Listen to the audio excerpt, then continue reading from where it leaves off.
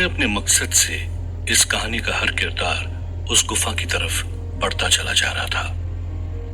उन सभी की उम्मीदों को चकनाचूर करते हुए नरकदूत अपनी गुफा तक पहुंच चुका था, पर वहां मौजूद शख्स को देखकर नरकदूत भी दंग रह गया था।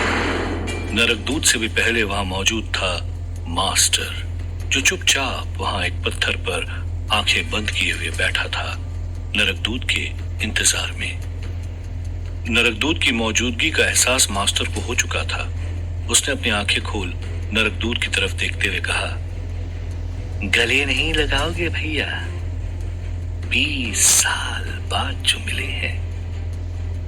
नरकदूत ने चीखते हुए कहा, मास्टर, तुझे अपने मकसद में मैं कभी कामयाब नहीं होने दूंगा। अच्छा हुआ तू यहां खुद चला आया।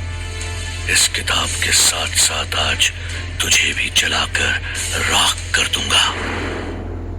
मास्टर ने हंसते हुए कहा, अरे भाई, अभी तो आया हूं, आप अभी से मरने मारने की बात करने लगे। माँ ने बचपन में मुझे सिखाया था कि अपने बड़े भाई पर कभी हाथ नहीं उठाना। नरकदूत ने चीखते हुए कहा, तुझे हाथ उठाने लायक छोड़ूंगा भी नहीं मास्टर। और तभी वहां उड़ते हुए राहुल भी पहुंच गया था, जिसके हाथ में आयशा के जिस्म की हड्डियां, वो वज्र और गुलाब का चमकता फूल था। मास्टर ने राहुल को इशारा करते हुए गुफा में जाने को कहा। नरकदूत मास्टर की चाल समझ गया था।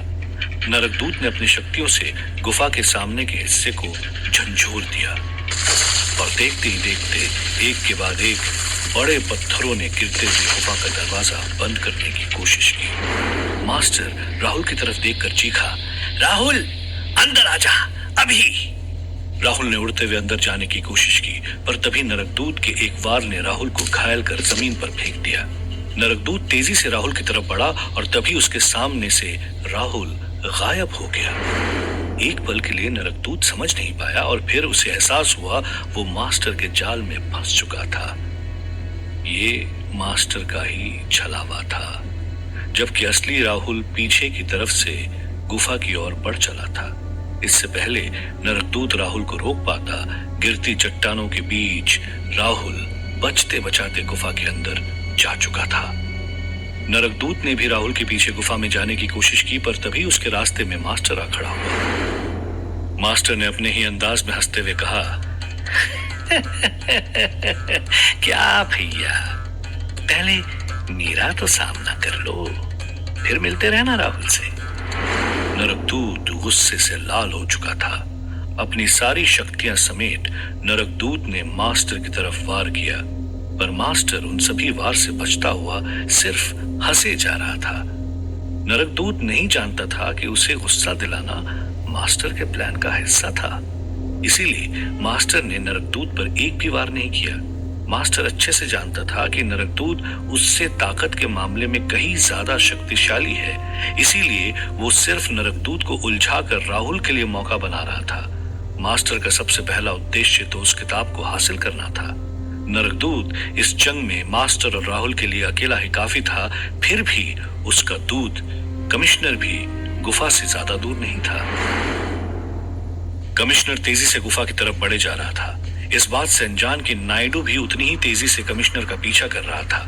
नायडू ने अपनी फोर्स को पहले से ही इस रास्ते के बारे में बता दिया था, जो तैयार थे छोटी मिसाइल्स और आधुनिक गन्स के साथ कमिश्नर का स्वागत करने के लिए। कमिश्नर बेफिक्र होकर गुफा की तरफ जा ही रहा था कि तभी अचानक से एक मिसाइल कमिश्नर के पीछे लग चुकी थी। कमिश्नर समझ नहीं पा रहा था ये कैसे मुमकिन है, और तभी उसकी नजर नीचे रास्ते पर गई, जहां खड़े कई पुलिस ऑफिसर्स ने अपनी गन्स से कमिश्नर की तरफ फायरिंग शुरू कर दी थी। और फिर देखते ही देखते एक के बाद एक 4 मिसाइल्स कमिश्नर के पीछे पड़ चुकी थी। कमिश्नर घबरा गया था। वो जानता था अगर समय रहते वो नरकदूत तक नहीं पहुंचा तो नरकदूत उसकी भी शक्तियां छीन सकता है। ये सोचते ही कमिश्नर की रूह कांप गई थी। इतनी मुश्किल से मिली इन शक्तियों को वो खोना नहीं चाहता था। और तभी कमिश्नर ने पूरी ताकत से आसमान की तरफ उड़ान भरी। चारों मिसाइल्स कमिश्नर के पीछे सनसनाती हुई जा रही थी। कमिश्नर हवा में उड़ता हुआ इतनी ऊपर गया कि वो मिसाइल्स वार करने की क्षमता से दूर जा चुकी थी। कमिश्नर के चेहरे पे मुस्कान थी, क्योंकि एक के बाद एक वो मिसाइल्स जमीन पर गिरने लगी। कमिश्नर के लिए अब गुफा तक पहुंचने का रास्ता साफ था, पर वो ये नहीं जानता था कि नायडू अभी भी उस बाइक से उसके पीछे लगा हुआ था। घने जंगलों से होता हुआ नायडू कमिश्नर के पीछे खुले मैदान तक पहुंचा, पर इससे पहले ही कमिश्नर उन दो पेड़ों के बीच से गायब हो गया। जब नायडू वहां पहुंचा तो वो पहाड़ी इलाका बिल्कुल शांत था। नायडू के सामने थे वो पेड़। नायडू जानता था कमिश्नर यहीं से गायब हुआ है। बहुत सोचने के बाद नायडू वहीं उस खाली मैदान में बाइक खड़ी कर खुद जमीन पर बैठ गया था। नायडू ने आज हार ना मानने का फैसला कर लिया था। वो जानता था अगर कमिश्नर यहीं कहीं गायब हुआ है तो निकलेगा भी यहीं से। बस अब उसे यहां कमिश्नर का इंतजार करना था। वहीं राहुल तेजी से गुफा के अंदर भागे जा रहा था। वो जानता था उसके पास ज्यादा वक्त नहीं है और इतने कम वक्त में उसे दो काम करने थे। एक, आयशा के जिस्म में दोबारा उसकी आत्मा को समाना। दूसरा था नरकदूत के आने से पहले उस किताब को हासिल करना। भागते हुए राहुल उस कुंड तक पहुंच गया था। अब बस उसे आयशा को जिंदा करना था। राहुल जानता था उसके पास वक्त कम है और तभी आयशा की आवाज ने राहुल को चौंका दिया। आयशा ने नम आंखों से कहा, राहुल, तुम चाहते तो मुझे छोड़ के जा सकते थे। मैंने तो तुम्हें धोखा दिया था, फिर भी तुमने हमेशा मुझे बचाया, मुश्किल वक्त में मेरा साथ दिया। क्यों क्यों करते हो इतना प्यार मुझसे? राहुल ने कहा, प्यार में सवाल नहीं किए जाते आयशा, वो तो बस हो जाता है। मैं बस इतना जानता हूं कि मैं अपनी बची हुई जिंदगी तुम्हारे साथ बिताना चाहता हूं। मैं बस एक आम इंसान हूं आयशा, जो एक आम जिंदगी जीना चाहता है। शादी, परिवार, बच्चे, बस यही चाहिए मुझे। आज ये सब खत्म हो जाएगा और हम एक बार फिर एक दूसरे के साथ जी पाएंगे। आयशा ने मुस्कुराते हुए कहा, मुझे बस अब चैन की जिंदगी जीनी है। राहुल ने आयशा की हड्डियों को जमीन पर रखते हुए उस गुलाबी फूल की पत्तियों को हवा में उछाला। हवा में जाते ही वो पत्तियां चमकते हुए ओस की बूंद की तरह उन हड्डियों पर गिरने लगी। आयशा की हड्डियों पर मांस चढ़ने लगा। राहुल अपनी मंजिल के करीब था।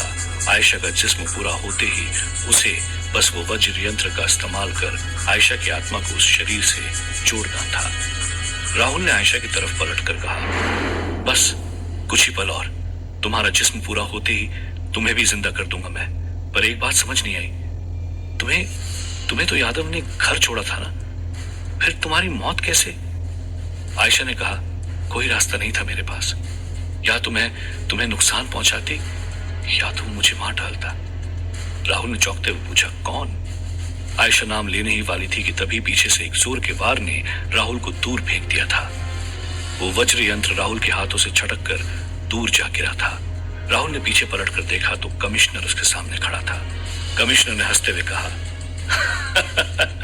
राहुल, आज तुझसे कई पुराने हिसाब चुकता करने हैं। कमिश्नर की नजर आयशा के उस कंकाल पर गई जो उसके जिस्म में बदल रहा था। कमिश्नर ने कहा, ओह, तो तू अपने प्यार को बचाने आया है। ये कहते हुए कमिश्नर आयशा के उस जिस्म की तरफ बढ़ा। इससे पहले कमिश्नर उस जिस्म को हमेशा के लिए खत्म कर पाता, राहुल ने बीच में आकर कमिश्नर को पकड़ लिया। कमिश्नर खुद को बचाने के लिए एक के बाद एक राहुल पर वार करता गया। राहुल की नजर पास में ही स्थित उस पानी के कुंड पर पड़ी और राहुल ने पूरी ताकत लगाकर कमिश्नर के साथ उस कुंड में छलांग लगा दी। कमिश्नर ने भी मौका पाते ही राहुल का गला जकड़ लिया था। राहुल का दम घुटने ही वाला था कि तभी राहुल ने हाथ खींचते हुए आत्माओं से भरे पिंजरे को खोलने की कोशिश की। आयशा राहुल को तड़पता हुआ देख रही थी, फिर भी वो राहुल को बचाने के लिए कुछ नहीं कर सकती थी। आखिर अभी भी तो वो एक आत्मा ही थी। तभी राहुल ने अपनी शक्तियों का इस्तेमाल कर उस पिंजरे को खोल दिया। देखते ही देखते सारी आत्माएं उस पिंजरे से निकलकर हवा में तैरने लगी।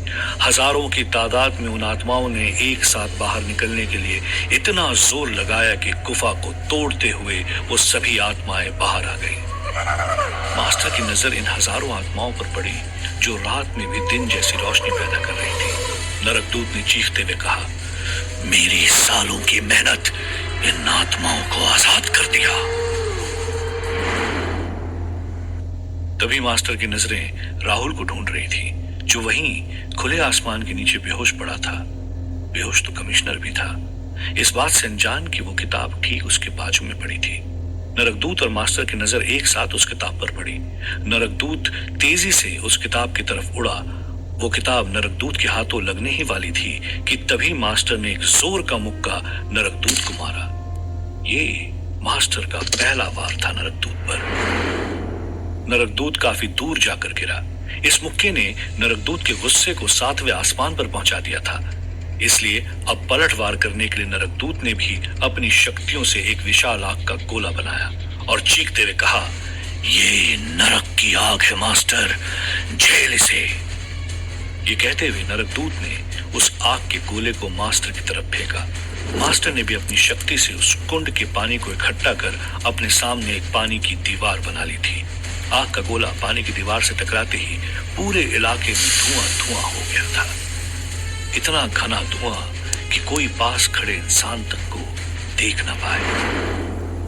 आयशा की आत्मा राहुल के पास बैठी हुई राहुल का नाम पुकार रही थी। आयशा चिल्ला रही थी, राहुल राहुल उठो प्लीज। राहुल ने दर्द से कराहते हुए जब अपनी आंखें खोली तो धुएं से उसे कुछ दिखाई नहीं दे रहा था।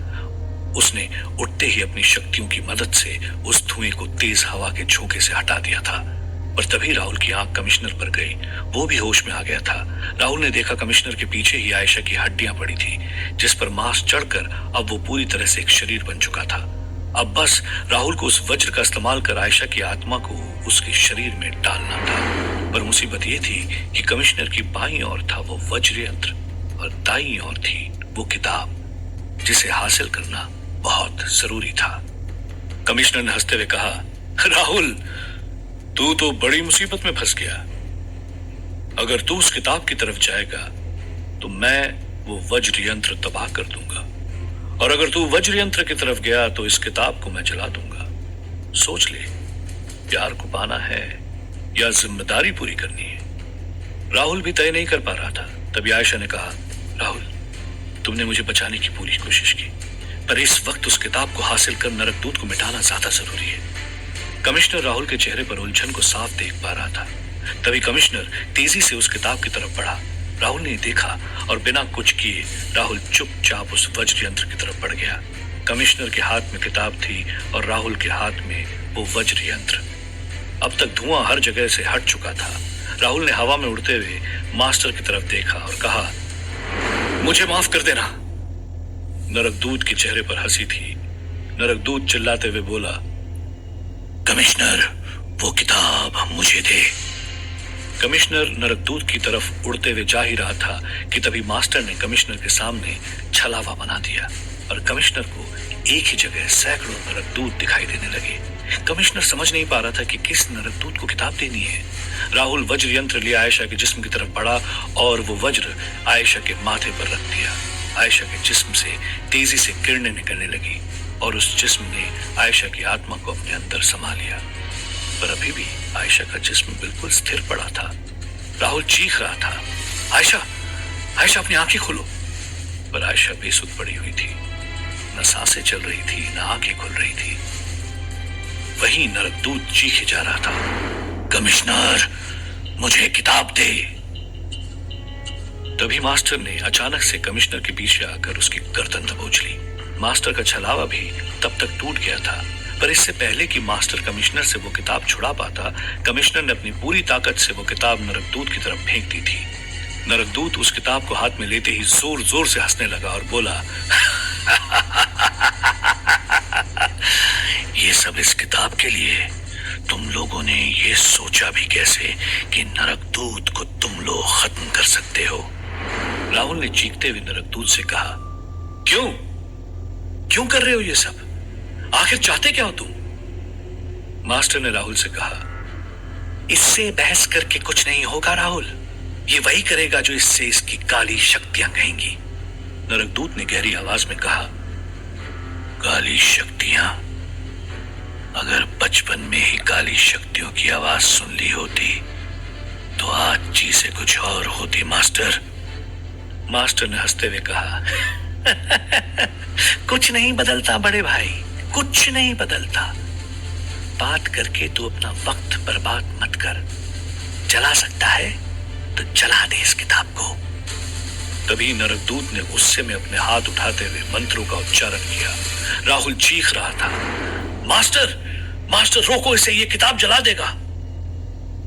देखते ही देखते उस किताब में आग लग चुकी थी। कमिश्नर खुशी से झूम रहा था और नरकदूत की हंसी की आवाज चारों तरफ गूंज रही थी। नरकदूत जो चाहता था वो उसे मिल गया था और राहुल हताश होकर अपने घुटनों पर गिर चुका था। ऐसा लगा जैसे दोनों जंग हार गया था राहुल। न ही आयशा सांस ले रही थी और ना ही वो किताब को राहुल जलने से बचा पाया था।